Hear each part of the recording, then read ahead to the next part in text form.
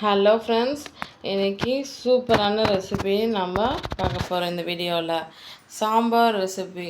South இந்தியாவில் ரொம்ப ஃபேமஸான ஒரு ரெசிபி தான் சாம்பார். இது எப்படி செய்யறதுன்னு பார்க்கலாமா? ஃபஸ்ட்டு துவரம் பருப்பை தண்ணி ஊற்றி நல்லா க்ளீன் பண்ணிக்கோங்க.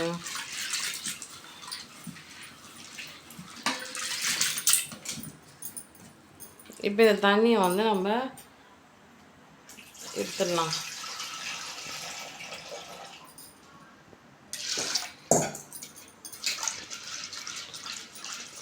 எப்போவுமே நம்ம சமைக்கிறதுக்கு முன்னாடி இது மாதிரி தான் தண்ணி ஊற்றி க்ளீன் பண்ணிக்கணும்.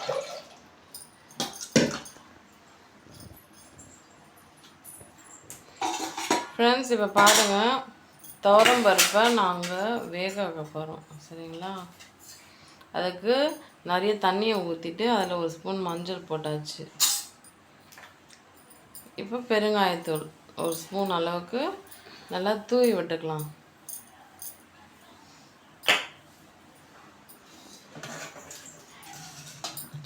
இப்போது கேஸ் ஸ்டவ் ஆன் பண்ணி சாம்பார் செய்ய போகிறோம்ல, அதனால் துவரம் பருப்பு நல்லா வேக வச்சுக்கலாம். துவரம் பருப்பு வேகிறதுக்கு எப்படியும் ஒரு 10 to 15 minutes ஆகும். ஸோ வெந்ததுக்கப்புறம் நம்ம டக்கு டக்குன்னு சாம்பார் செய்யலாம். ஹலோ ஃப்ரெண்ட்ஸ், இப்போது ஒரு 10 நிமிஷம் ஆயிடுச்சு. எந்த அளவுக்கு வெந்திருக்குன்னு பாருங்கள். இப்போ நம்ம சாம்பார் செய்யறதுக்கு காய்கறியெல்லாம் கட் பண்ணி ரெடியாக எடுத்து வச்சுக்கலாம். சாம்பார் தான் செய்கிறோம். கேரட்லாம் நம்ம சமையலில் கேரட் பீஸாக கட் பண்ணி சாம்பாரில் போட்டால் ரொம்ப நல்லது, டேஸ்ட்டாக இருக்கும். நம்ம வைக்கிற சாம்பார் ரெசிபி. ஸோ மேல் தோலை நல்லா பீலர் வச்சு பீல் பண்ணிட்டோம். இப்போ பீசஸ் கட் பண்ணிக்கலாம்.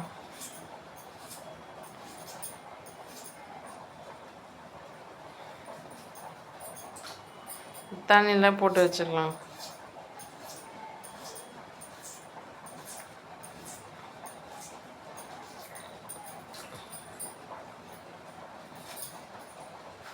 அடுத்தது கத்திரிக்காய். நீங்கள் எந்த கத்திரிக்காய் வேணுனாலும் வச்சு சாம்பார் செய்யலாம். எங்களுக்கு இன்றைக்கி கோடு போட்ட கத்திரிக்காய் கிடச்சிச்சு. ஸோ அந்த கத்திரிக்காய் தான் நாங்கள் இன்றைக்கி சாம்பார் செய்யறதுக்காக பயன்படுத்திக்கிறோம்.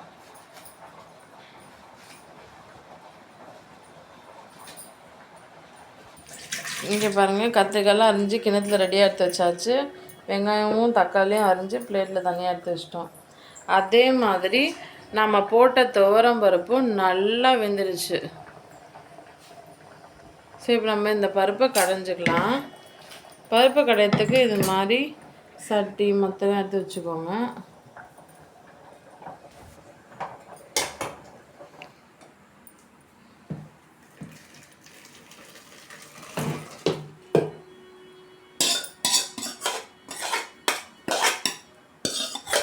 இது மாதிரி சட்டைக்கு ட்ரான்ஸ்ஃபர் பண்ணிவிட்டு நல்லா கடைஞ்சி ரெடியாக எடுத்து வச்சுக்கோங்க.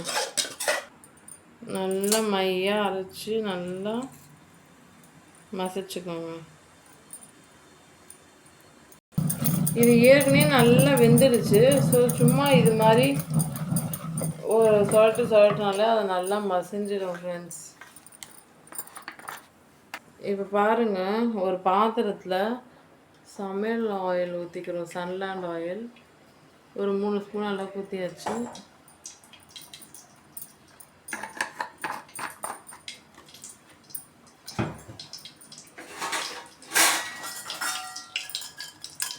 ஸோ எண்ணெய் சூடாகிடுச்சு, அதனால் நம்ம கடுகு போட்டுக்கலாம் ஒரு ஸ்பூன்.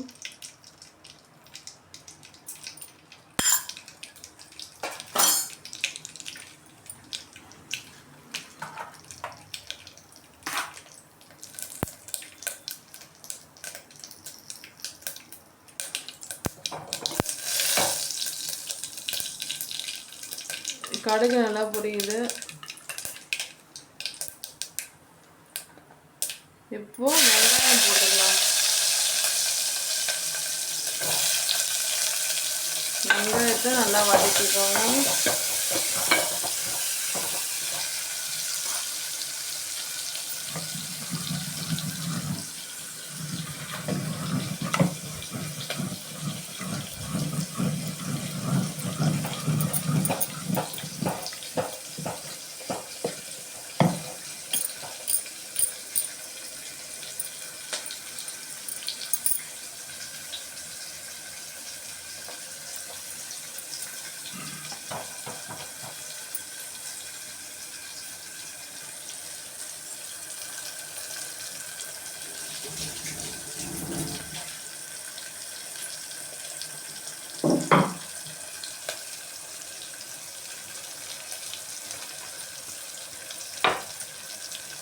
வெங்காயம் டக்குன்னு வதங்கிறதுக்காக உப்பு போட்டுக்கிறோம். உப்பு போட்டு வதக்குறோம். சீக்கிரமாகவே வதங்கிடணும் அப்படின்ட்டு.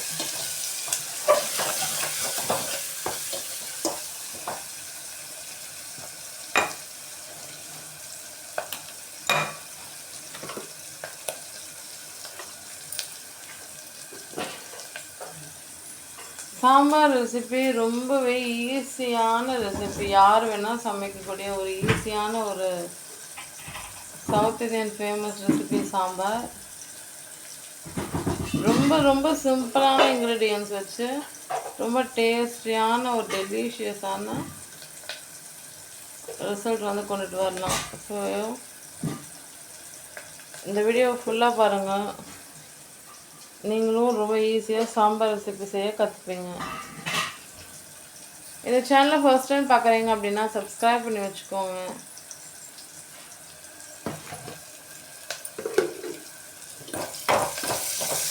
இது பாருங்கள் ஃப்ரெண்ட்ஸ், வெங்காயம் எப்பவுமே அந்த பொன்னிறமான ஒரு கோல்டன் கலருக்கு மாறுற வரைக்கும் நல்லா வதக்கிக்கணும். வெங்காயம் வதங்கிறது ரொம்ப ரொம்ப முக்கியம்.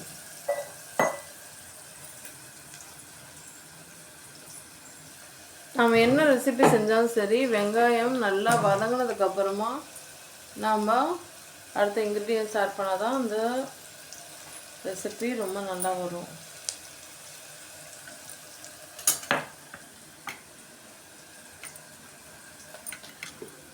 நாம் சாம்பார் தான் செய்ய போகிறோம். இருந்தாலும் கொஞ்சோண்டு புது புளி எடுத்து அந்த தண்ணியை கொஞ்சமாக கரைச்சி ரெடியாக எடுத்து வச்சுக்கோங்க.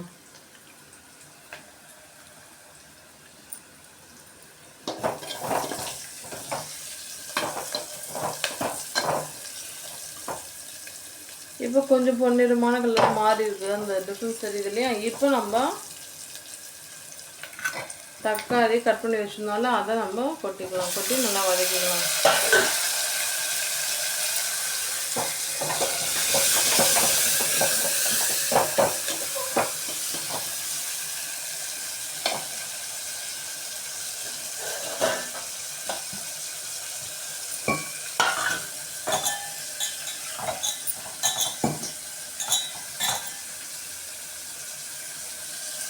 இப்போ கருவேப்பிலை கொத்தமல்லாம் கொஞ்சம் போட்டுக்கோங்க. மொத்தமாக வதக்கிக்கோங்க.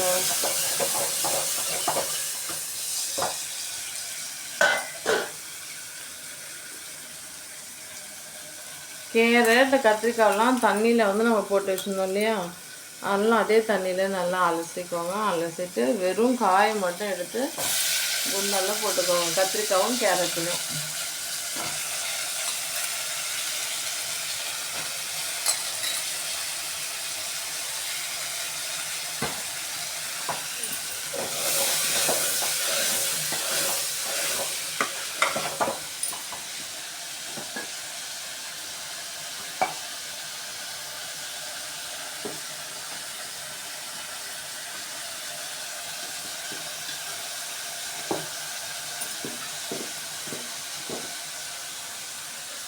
இப்போ கல்லுப்பு ஒரு ஸ்பூன் போட்டுக்கலாம்.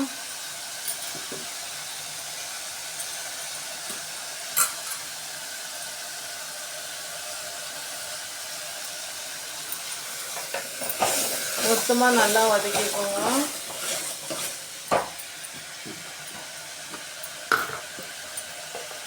ஃப்ரெண்ட்ஸ், நம்ம சாம்பார் ரெசிபி செய்கிறோம். இருந்தாலும் நம்ம ஒரு கொஞ்சமாக லைட்டாக ஒரு ஸ்பூன் அளவுக்கு மிளகாய் தூள், நம்ம வீட்லேயே அரைச்சி வச்சு மிளகாய் தூளை போட்டுக்கலாம். அதுக்கப்புறம் ஒரு ஸ்பூன் மஞ்சள் தூளும் சேர்த்துக்கலாம்.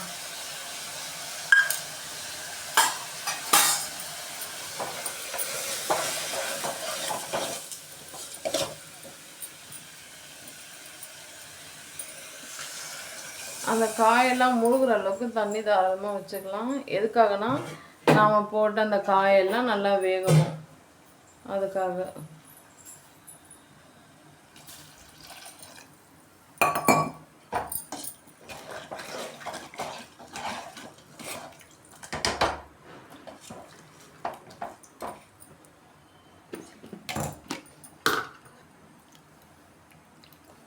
ஃப்ரெண்ட்ஸ், இங்கே பாருங்கள், இந்த காயெல்லாம் வேகிறதுக்கு ஒரு 10 நிமிஷம் ஆகும். 10 நிமிஷம் நல்லா வேகட்டும். இப்போ நம்ம என்ன செய்ய போகிறோம்னா, ஆல்ரெடி துவரம் பருப்பை நல்லா மசிச்சு வச்சுருந்தோம் இல்லையா, அதுலேயே கொஞ்சம் புளி தண்ணியை சேர்த்துக்கலாம். புளியை கரைச்சி அந்த தண்ணியை சேர்த்துப்போம். எதுக்காகனா அப்போ தான் நம்ம செய்கிற சாம்பார் ரெசிபி டக்குன்னு ஊச வாசனை வராது, கெட்டு போகாமல் இருக்கும்.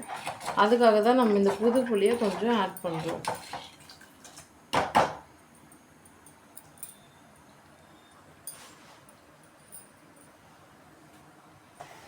இங்கே பாருங்கள், காய் நல்லா வெந்துடுச்சு.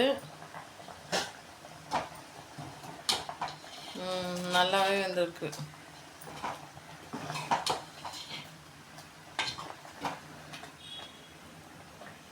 ஃப்ரெண்ட்ஸ், இப்போது நாம் மசிச்சு வச்ச துவரம் பருப்பு இதை நாம் இதில் சேர்த்துக்கலாம்.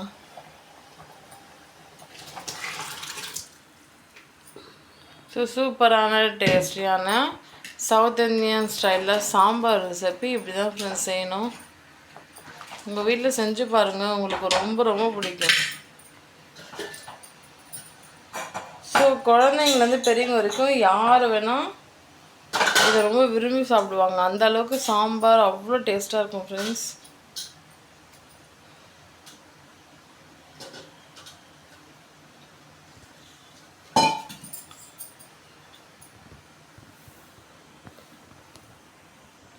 உங்களுக்காக இன்றைக்கி சூப்பரான ரெசிபி செஞ்சு காமிச்சிருக்கோம். ஸோ உங்களுக்கு வேறு ஏதாச்சும் ரெசிபி நாங்கள் செய்யணும்னு நீங்கள் நினச்சிங்கன்னா கமெண்ட் செக்ஷனில் கமெண்ட் பண்ணுங்கள். உங்களுக்காக நாங்கள் அந்த ரெசிபியை செஞ்சு காமிக்கிறோம். ஸோ இந்த சாம்பார் வீடியோ உங்களுக்கு பிடிச்சிருந்துச்சு அப்படின்னா நீங்கள் லைக் பண்ணுங்கள். உங்கள் ஃப்ரெண்ட்ஸ் அண்ட் ஃபேமிலி மெம்பர்ஸ்க்கு ஹவு டு மேக் சாம்பார் அப்படின்ற இந்த ரெசிபியை ஷேர் பண்ணிவிடுங்க. அவங்களும் சூப்பரான சவுத் இந்தியன் ஸ்டைலில் சாம்பார் ரெசிபி செய்யட்டும். நாங்கள் உங்களுக்கு ஃப்ரம் த பிகினிங் ஒரு விஷயத்தையும் ரொம்ப டீட்டெயிலாக நாங்கள் காமிச்சிருக்கோம். அது இல்லாமல் உங்களுக்கு ஏதாச்சும் டவுட்ஸ் இருக்குது ஹவு டு மேக் சாம்பார் அப்படின்னா நீங்கள் எனக்கு கண்டிப்பாக கமெண்ட் செக்ஷனில் கமெண்ட் பண்ணுங்கள்.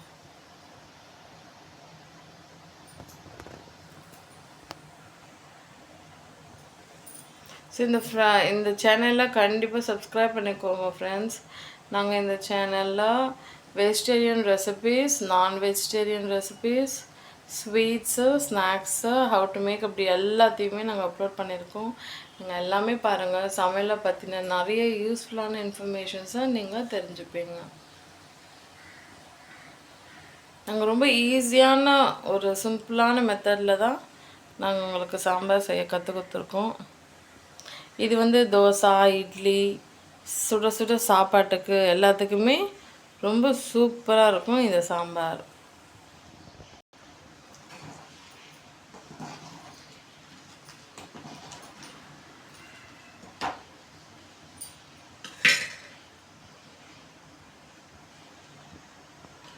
குழந்தைங்களுக்கு பொதுவாக காரம் அப்படின்றது ரொம்ப அவ்வளோ அவாய்ட் பண்ணிப்பாங்க. பிடிக்கலன்னுவாங்க.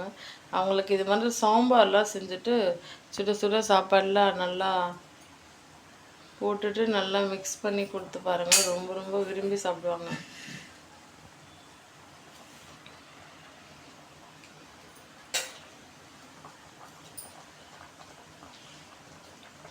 நல்லா கொதிச்சு வருது பாருங்கள். இதுக்கு தேவையான இன்க்ரீடியன்ஸ்லாம் உங்கள் வீட்டில் இருந்துச்சு அப்படின்னா ஒரு 10 மினிட்ஸில் நீங்கள் சூப்பராகவே இந்த சமையலை செஞ்சிடலாம். இப்போ நல்லா கொதிச்சு வருது. ஃபைனலாக கருவேப்பிலை, கொத்தமல்லிலாம் தூவி விட்டுக்கலாம். ஓகேவா? இப்போ பாருங்கள், கேஸ் ஸ்டவ் ஆஃப் பண்ணியாச்சு. அவ்வளோதான் ஃப்ரெண்ட்ஸ். ஸோ ஈஸியாக டேஸ்டியான சாம்பார் ரெசிபி இன்றைக்கி செஞ்சுருக்கோம். தேங்க்யூ ஸோ மச் ஃபார் வாட்சிங்.